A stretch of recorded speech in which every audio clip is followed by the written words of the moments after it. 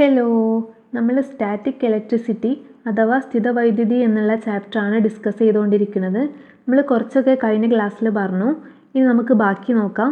അപ്പോൾ properties of electric charges അഥവാ വൈദ്യുതി ചാർജിൻ്റെ സവിശേഷതകളാണ് പറയുന്നത്. അപ്പോൾ നമുക്കറിയാം, ഒരുപോലത്തെ ചാർജ് ആണെങ്കിൽ അവ റിപ്പൽ ചെയ്യും, അട്രാക്റ്റ് ചെയ്യൂല. അവ രണ്ടും വികർഷിച്ച് പോവും.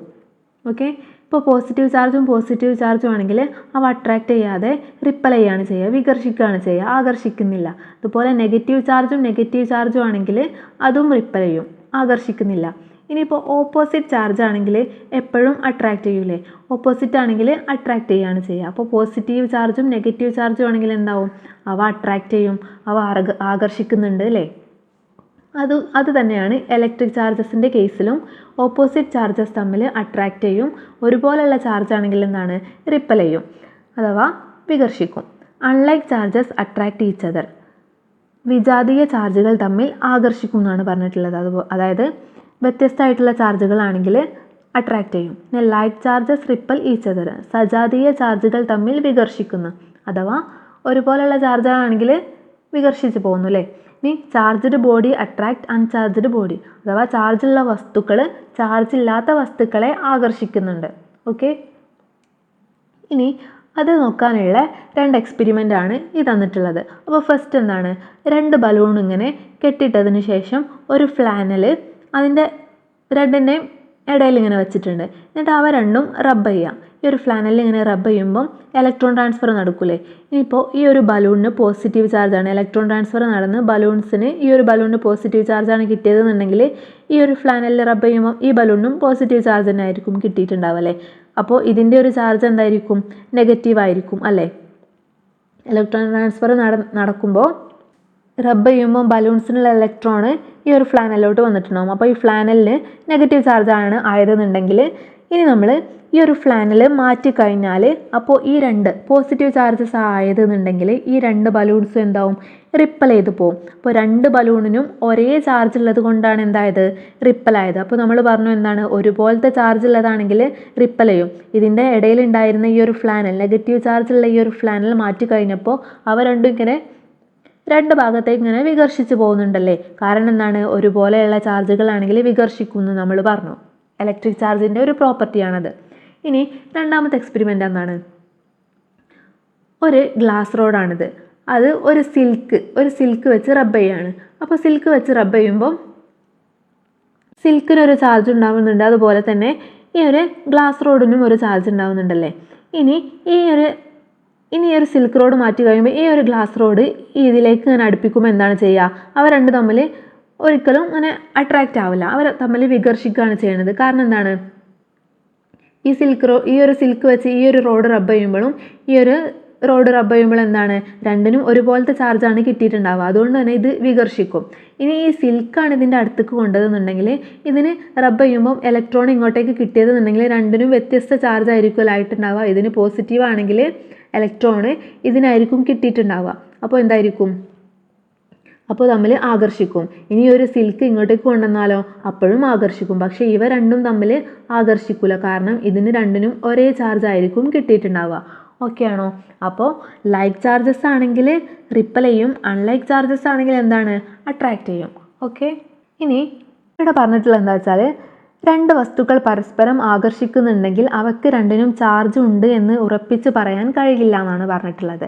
അഥവാ ഇപ്പോൾ നമ്മൾ പറഞ്ഞിട്ടുണ്ടായിരുന്നു എന്ത്, ഒരു സ്കെയിൽ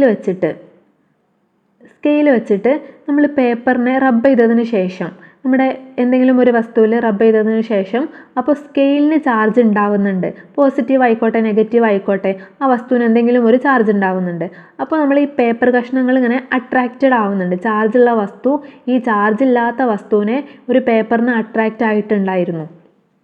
അപ്പോൾ നമുക്ക് പറയാൻ വേണ്ടി പറ്റില്ല ഇതിന് ചാർജ് ഉണ്ട്, ഇനിയിപ്പോൾ പോസിറ്റീവ് ആണെന്നുണ്ടെങ്കിലും അട്രാക്റ്റ് ആവുന്നുണ്ടായിരുന്നു. അപ്പോൾ ഈ ഒരു മെറ്റീരിയലിന് ചാർജ് ഉണ്ട്, പക്ഷേ ഇതിന് ചാർജ് ഇല്ലായിരുന്നു. അപ്പോൾ നമുക്ക് പറയാൻ വേണ്ടി പറ്റുമോ, പരസ്പരം ആകർഷിക്കുന്നുണ്ടെങ്കിൽ അവർക്ക് രണ്ടിനും ചാർജ് ഉണ്ട് എന്ന് പറയാൻ വേണ്ടി പറ്റൂല. കാരണം ഇവിടെ ഈ ഒരു പേപ്പറിന് ചാർജ് ഇല്ലായിരുന്നു. അപ്പോൾ നമ്മൾ അട്രാക്റ്റ് ചെയ്യുന്നുണ്ടെങ്കിൽ നമുക്ക് ചാർജ് ഉണ്ടെന്ന് ഉറപ്പിച്ച് പറയാൻ വേണ്ടി പറ്റൂല. പക്ഷെങ്കിൽ വികർഷിക്കുകയാണ്, എന്തെങ്കിലും 2 വസ്തുക്കൾ തമ്മിൽ വികർഷിക്കുകയാണെങ്കിൽ അവ രണ്ടിനും ഓപ്പോസിറ്റ് ചാർജ് ആണ് എന്ന് നമുക്ക് പറയാൻ വേണ്ടി പറ്റൂലേ. പറ്റും. അപ്പോൾ വികർഷിക്കുകയാണെങ്കിൽ നമുക്ക് എന്ത് മനസ്സിലാക്കണം? രണ്ടിനും ഒരേപോലെയുള്ള ചാർജാണ് ഉള്ളത് നമുക്ക് മനസ്സിലാക്കാൻ വേണ്ടി പറ്റും. പക്ഷേ ഇങ്ങനെ അട്രാക്റ്റ് ചെയ്യുന്നുണ്ടെങ്കിൽ എന്താണ്, ചാർജ് ഇല്ലാത്ത വസ്തുവിനെ ചാർജുള്ള വസ്തുക്കൾ അട്രാക്റ്റഡ് ആവുന്നത് കൊണ്ട് രണ്ട് വസ്തുക്കൾ പരസ്പരം ആകർഷിക്കുന്നുണ്ടെങ്കിലും അവർക്ക് രണ്ടിനും ചാർജ് ഉണ്ടോ ഇല്ലേ എന്ന് നമുക്ക് ഉറപ്പിച്ച് പറയാൻ വേണ്ടി പറ്റൂല. ഓക്കെ ആണോ? അതുകൊണ്ട് തന്നെ വസ്തുക്കൾ ചാർജ് ഉണ്ടെന്ന് സ്ഥിരീകരിക്കാനുള്ള മാർഗം ആകർഷണമല്ല, വികർഷണമാണ്. ഓക്കെ. ഇനി unit of electric charge is കൂളോംബാണ്. വൈദ്യുതി ചാർജ് അളക്കുന്ന യൂണിറ്റ് എന്താണ്? കൂളോമാണ്. ചാർജ് ഒരു അദിശ അളവാണ്, അതായത് ഒരു സ്കേലാർ ക്വാണ്ടിറ്റിയാണ്, അഥവാ അതിന് ദിശയൊന്നും പറയൂല നമ്മൾ. ഓക്കെ. ഇനി ഈ ഒരു ഇലക്ട്രിക് ചാർജ് മെഷർ ചെയ്യാനുള്ള ഒരു ഇൻസ്ട്രുമെൻ്റ് ആണ് എന്ത്? ഇലക്ട്രോസ്കോപ്പ് എന്ന്. ഒന്നിൽ സ്റ്റാറ്റിക് ഇലക്ട്രിക് ചാർജ് ഉണ്ടോ ഇല്ലേ എന്ന് നോക്കാനുള്ള ഒരു ഇൻസ്ട്രുമെൻ്റ് ആണെന്ത്? ഒരു ഉപകരണമാണെന്ത്? ഇലക്ട്രോസ്കോപ്പ്.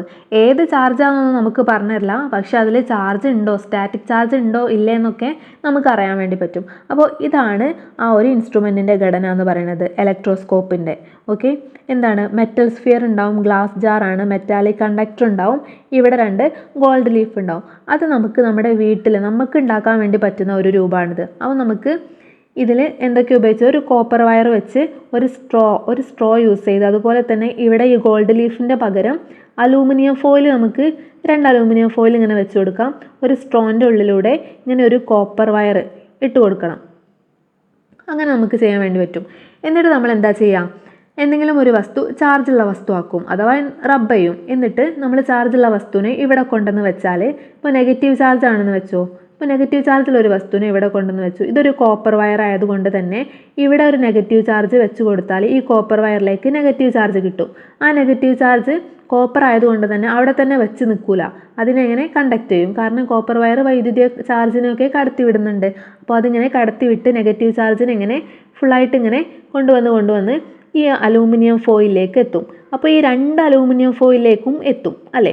അപ്പോൾ രണ്ടും ഒരുപോലത്തെ ചാർജ് തന്നെയാണ് കിട്ടുന്നത്. 2 അലൂമിനിയം ഫോയിലിനും നെഗറ്റീവ് ചാർജാണ് കിട്ടുമ്പോൾ രണ്ടും എന്താവും? ഇങ്ങനെ വികർഷിക്കും, രണ്ടും ഇങ്ങനെ റിപ്പൽ ചെയ്യും. അപ്പോൾ നമുക്ക് മനസ്സിലാക്കാം എന്ത്? ഇവിടെ ഒരു സ്റ്റാറ്റിക് ചാർജ് ഉണ്ടെന്ന് നമുക്ക് മനസ്സിലാക്കാൻ വേണ്ടി പറ്റും. ഓക്കെ ആണോ?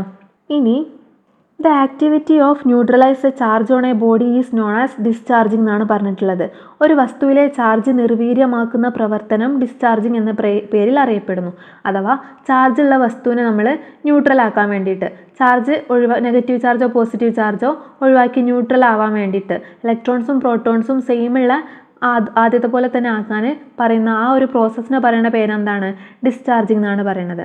അഥവാ ഇപ്പോൾ നമ്മൾ നേരത്തെ ഈ ഒരു അലൂമിനിയം ഫോയിൽ ഇങ്ങനെ റിപ്പലാവുമെന്ന് പറഞ്ഞല്ലോ, അതിനെ ഇപ്പോൾ ന്യൂട്രലൈസ് ചെയ്യിപ്പിക്കാൻ വേണ്ടിയിട്ട്, ഈ ഒരു ചാർജിനെ ഇവിടുന്ന് നിന്നും എസ്കേപ്പ് ചെയ്യിക്കാൻ വേണ്ടിയിട്ട് നമ്മൾ പറയുന്നൊരു പേരാണെന്ത്? അതിന് പറയുന്ന ആ പ്രോസസ്സിന് പറയുന്ന പേരാണെന്ത്? ഡിസ്ചാർജിങ് എന്ന്. ഓക്കെ ആണോ? അതിന് നമ്മൾ എടുക്കുന്ന ഒരു മെത്തേഡാണ് എന്ത്? എർത്തിങ് എന്ന് പറയുന്നത്. അപ്പോൾ ഇനി നമുക്ക് എന്താണ് എർത്തിങ് എന്ന് നോക്കാം. എർത്തിങ് എന്ന് പറഞ്ഞാൽ connecting a body to the earth using a metallic conductor is known as earthing എന്നാണ് പറഞ്ഞിട്ടുള്ളത്. ഒരു വസ്തുവിനെ ലോഹജാലകം ഉപയോഗിച്ച് ഭൂമിയുമായി ബന്ധിപ്പിക്കുകയാണ് എർത്തിങ് എന്ന് പറയുന്നത്. ഇനി ചാർജുള്ള ഒരു വസ്തുവിനെ എർത്ത് ചെയ്യുമ്പോൾ ഇലക്ട്രോണുകൾ ഭൂമിയിൽ നിന്ന് വസ്തുവിലേക്കും വരാം, അതുപോലെ തന്നെ വസ്തുവിൽ നിന്ന് ഭൂമിയിലേക്കോ പ്രവഹിച്ച് വസ്തുവിലെ ചാർജ് പൂർണ്ണമായും നിർവീര്യമാക്കാൻ എർത്തിങ്ങിന് കഴിയും. അഥവാ നമ്മളിപ്പോൾ ഒരു ചാർജുള്ള വസ്തുവിനെ ഇപ്പോൾ അത് കണ്ടക്ടേഴ്സാണ് യൂസ് ചെയ്യുക, അഥവാ വൈദ്യുതി ചാർജ് കടത്തിവിടുന്ന സംഭവങ്ങളാണ് യൂസ് ചെയ്യുക. എർത്തിങ്ങിൻ്റെ സിമ്പിൾ എന്ന് പറയുന്നത് ഇതാണ് കേട്ടോ. അപ്പോൾ നമ്മൾ ഭൂമിയിലേക്കാണ് ഇതിനെ കൊടുക്കുന്നത്. കാരണം ഭൂമിക്ക് എന്താണ് എത്ര ഇലക്ട്രോൺസിനെ അങ്ങോട്ട് എടുക്കാനും കഴിയും, അതുപോലെ തന്നെ നമുക്ക് എത്ര ഇലക്ട്രോൺസിനെ വേണമെങ്കിൽ ഇങ്ങോട്ടേക്ക് തരാനും വേണ്ടി പറ്റും. ഇനിയിപ്പോൾ പോസിറ്റീവ് ചാർജുള്ള ഒരു വസ്തുവാണെന്ന് വെച്ചോളി, അതിനെ നമ്മൾ എങ്ങനെയാണ് എർത്ത് ചെയ്ത് ന്യൂട്രലൈസ് ആക്കുക, ഡിസ്ചാർജ് ആക്കുക? അപ്പോൾ നമ്മൾ എന്താണ് ഇവിടെ പോസിറ്റീവ് ചാർജ് എന്ന് പറയുമ്പോൾ നമുക്ക് ഇലക്ട്രോൺസിൻ്റെ എണ്ണം കുറവാണ് അല്ലേ, കൂടുതലുള്ളത് പ്രോട്ടോൺസ് ആണ്. അപ്പോൾ നമുക്ക് ഭൂമിയിൽ നിന്നും ഇലക്ട്രോൺസ് നെഗറ്റീവ് ചാർജ് ഇങ്ങോട്ടേക്ക് വന്നാണ്ട് നമുക്ക് ആവശ്യമുള്ള അത്ര ഇലക്ട്രോൺ ഇവിടെ കിട്ടും. അങ്ങനെ ഇത് ന്യൂട്രലൈസ് ആവും.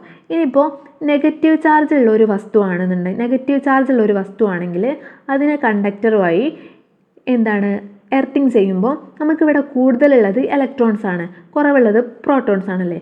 അപ്പോൾ നെഗറ്റീവ് ചാർജ് എന്താവും? ഈ അധികമുള്ള നെഗറ്റീവ് ചാർജൊക്കെ എന്താവും? അധികമുള്ള ഇലക്ട്രോൺസൊക്കെ ഈ ഒരു കണ്ടക്ടർ വഴി എർത്തിലോട്ട് പോകും. അപ്പോൾ നമുക്ക് ഈ ഒരു വസ്തു എന്താവും? ന്യൂട്രലൈസ് ആവും. ഓക്കെ ആണോ? ഇനി the earth gives or receives electron or any time and any quantity. So the earth is sometimes referred to as an electron bank. കാരണം എന്താണ് ഇലക്ട്രോൺ ബാങ്ക് എന്ന് പറയാൻ കാരണം എത്ര ഇലക്ട്രോണിനെ വേണമെങ്കിൽ തരാനും പറ്റും അല്ലെങ്കിൽ അങ്ങോട്ടേക്ക് എടുക്കാനും വേണ്ടി പറ്റും. സിമ്പൽ ഓഫ് എർത്തിങ് ഈസ് എന്താണ്? ഈ ഒരു സിമ്പലാണ് എർത്തിങ്ങിനുള്ളത്. ഓക്കെ അല്ലേ എർത്തിങ്? ഓക്കെ ആണെന്ന് വിചാരിക്കണു. അപ്പോൾ നമുക്ക് ബാക്കി അടുത്ത ക്ലാസ്സിൽ പറയാം. അപ്പോൾ ഓക്കെ.